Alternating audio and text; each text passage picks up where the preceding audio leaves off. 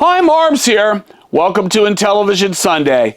So, just to bring you up to speed, we have the Intellivision all boxed up and ready to ship out. And my good friend, Gamer Ghost Dad, or GGD as I like to call him, is going to go ahead and work with us on the mods. Now, I tell you, if you haven't checked out his site, he's primarily into Xbox these days, but he's done a lot of different things, and he's definitely worth checking out. Now, what does this mean? So, Ghost Gamer Dad has recommended that I'm going to do a combined video mod, so that would give me the outputs that I need. So I would have RGB out as well as S-video and composite. I think for me that gives me a wide range of opportunities to capture the output from the Intellivision, which is what I really want to do, so that I can share my reviews of games and other interesting things. And without being able to get a high quality capture, I just don't feel that it's possible to really bring the kind of coverage to you that I feel comfortable with. So, that being said, we're shipping the Intellivision out to him. He's going to walk you guys through the modding process, show you the insides and how it's done, so you can get a better understanding of what that's all about. Now, does everybody need a video mod for your Intellivision? Absolutely not. This is something that I want for me, and just so that I can do what I want to do with the Intellivision. And, you know, there are flashbacks, for example, that have, you know, composite out built into them. Now, that is emulation, of course, but still, it is a way that you can enjoy Intellivision games without having to mod an Intellivision console, if you want video out like that. Now, in addition to that, one of the other things that I've been immersing myself in is the Intellivision community and things that I want to look at and I want to explore. Now, one of the things that I think is important is controllers. Now, I gotta say, the old controllers that I have with my Sears, I don't know what GGD is going to be able to do with those, but I'm hoping that he's going to be able to salvage them enough with parts that we can make a couple of good ones that work. But, you know, first thing I found out is that I do have the flashback, so I do have some flashback controllers. But if you want to use them, you need an adapter. Well, that's where this comes in. This is from 8bitwidgets.com.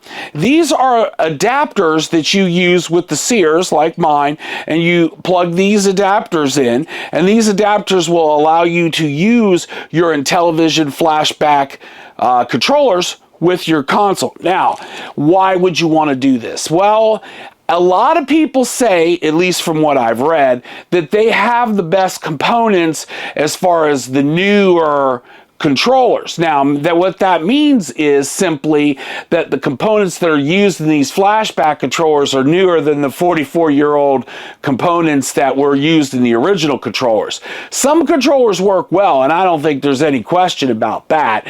But, you know, if I can use these controllers and make that work, that is an option I want to explore. But controllers in general got me to looking at other options. This is the long play. We're going to talk about the long play disc controller when I get the console back. We're going to do a review of it and look at it more in depth. This is I would call it a homebrew engineered option using 3D printing and a couple of other interesting ideas to deliver a controller that is probably much better than the original Intellivision controller for sure, but it may not be an option for everyone, as they are available periodically from the UK.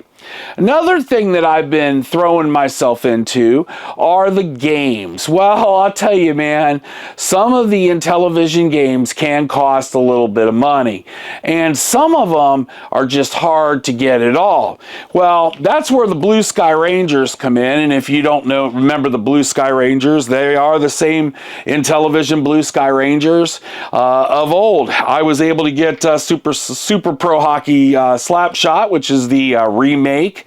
Probably not the greatest one, but since I'm a hockey fan, I had to have it. And then, of course, the pool. Now, the pool is a reissue from the original one that was offered by INTV, I believe. And this one is actually really cool. But that brings up another point. I see people complaining about the prices of these homebrew games. And I'll tell you, you know, the thing is that when you do one of these homebrew games, the market is very small. And when you talk about a small market, obviously, you know, the programmer has a right to make some money, okay? I mean, I'm not saying that they're trying to gouge people, but they should be rewarded for the opportunity and the effort that they've put in. And I do think, you know, that that's important.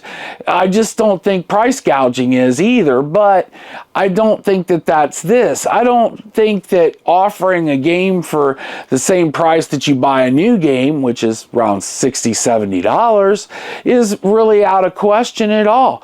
And many of these homebrews I see are available as runnable binaries. So in other words, you can buy just the download the binaries and put them on a flash card. Now, that becomes up another problem. A lot of people have already asked me about flashcards. I did get a Pi RTO. I ordered one. It's not here yet. I've seen some talk about it in the forums and so forth, and it looks very interesting to me. And I'm excited to give it a try. Once it gets here, we'll talk more about that. The LTO, which is one of the premier flashcards, is very hard to get. I don't know that I've seen an LTO available at a reasonable price anywhere, but it seems to be one of the best flashcard options available. Now, the back bit is the one flashcard for all type of thing that has an adapter. You can use it on different consoles. It's very popular for Intellivision. It does seem to work well too. So there are a couple of flashcard options. We're going to start with the Pi RTO. We're going to see how that goes, and then we'll try and see, you know, where that fits into what you should be doing if you're trying to get into physical Intellivision. So right now, we're probably not going to have an episode next week.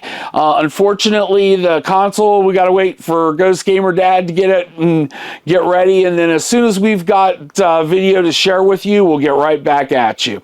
My name is Marlbs. Thank you for coming on my Intellivision journey. We'll see you in the next one. Bye now.